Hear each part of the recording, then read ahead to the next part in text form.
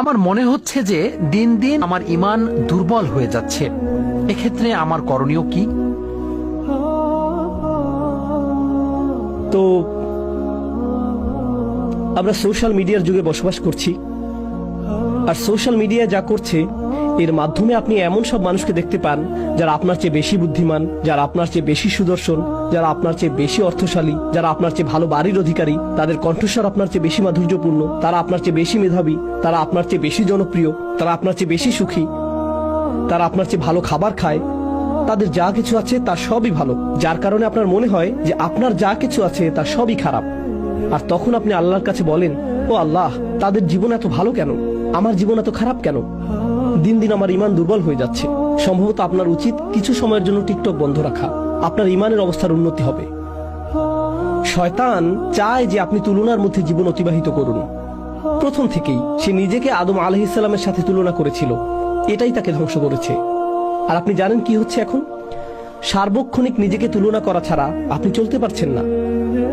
মেয়েরা নিজেকে অন্য মেয়ের সাথে তুলনা করছে এবং বলছে, অমুক আমার চেয়ে লম্বা, অমুক আমার চেয়ে চিকন, অমুকের ত্বক আমার চেয়ে ভালো, অমুককে মানুষ বেশি পছন্দ করে, অমুকের দাঁত বেশি সুন্দর, অমুকের জামা কাপড় বেশি সুন্দর, অমুকের বিয়ে হয়ে গেছে, ও মাই গড, অমুকের বাচ্চা হয়ে গেছে, আমার এখনো বিয়েই হয়নি, অমুক পড়ালেখা শেষ করে ফেলেছে, আমি এখনো ফার্স্ট ইয়ারই শুরু করিনি। সার্বক্ষণিক তুলনা আপনাকে ধ্বংস করে ফেলেছে এবং আপনার ঈমান ধ্বংস করে ফেলেছে। এই কারণে আপনি লক্ষ্য করছেন না যে আপনার কি আছে, আপনি সবসময় লক্ষ্য করছেন অন্য মানুষের কি আছে, আর তখন আপনার যা আছে তা আপনার কাছে নগণ্য মনে হয়। আল্লাহর শপথ, যদি আপনার কাছে কোনো খাবার না থাকে আর তখন আপনাকে কেউ ছোট এক টুকরা রুটি দেয়, তাতে আপনি সন্তুষ্ট হয়ে যাবেন। কিছু না থাকার চেয়ে সামান্য কিছু থাকাও ভালো। কিন্তু আপনার কাছে যদি সেই এক টুকরা রুটি থাকে আর আপনি তাকিয়ে দেখেন যে অন্য একজনের কাছে আরো বড় রুটির টুকরা আছে, তখন সহসাই সেই এক টুকরা রুটিতে আপনি আর সন্তুষ্ট থাকবেন না।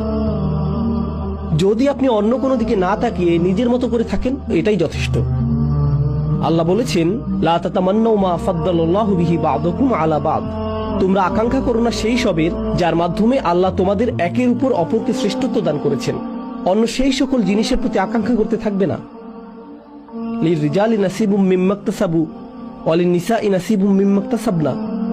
পুরুষরা যা উপার্জন করেছে তাতে তাদের একটি অংশ রয়েছে এবং নারীরা যা উপার্জন করেছে তাতে তাদের একটি অংশ রয়েছে। ওয়াসআলুল্লাহা মিন ফাদলিহি, অর্থাৎ যদি তোমরা উত্তম কিছু আশা করো, আল্লাহর নিকট যা আছে সেই অনুগ্রহের জন্য প্রার্থনা করো।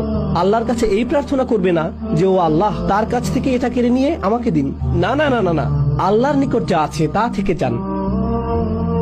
তো আপনাদের হতাশা এবং ঈমানের দুর্বলতার বেশ বড় একটা অংশ আসছে অন্য মানুষের প্রতি এবং তারা কি করছে তার প্রতি আপনার মন সবসময় আচ্ছন্ন থাকার কারণে। তো আপনাদের হতাশা এবং ঈমানের দুর্বলতার বেশ বড় একটা অংশ তৈরির কারণ হলো আপনার মন সবসময় আচ্ছন্ন থাকে অন্য মানুষকে নিয়ে। তারা কি করছে, তারা কোথায় বসবাস করছে, তারা কেমন আছে, তাদের জীবনে কি ঘটে যাচ্ছে। আপনার নিজের জীবন যাপন করুন। সোশ্যাল মিডিয়া ব্যবহার করে আপনি অন্যের জীবন যাপন করা থেকে বিরত থাকুন। তারা কৃত্রিম।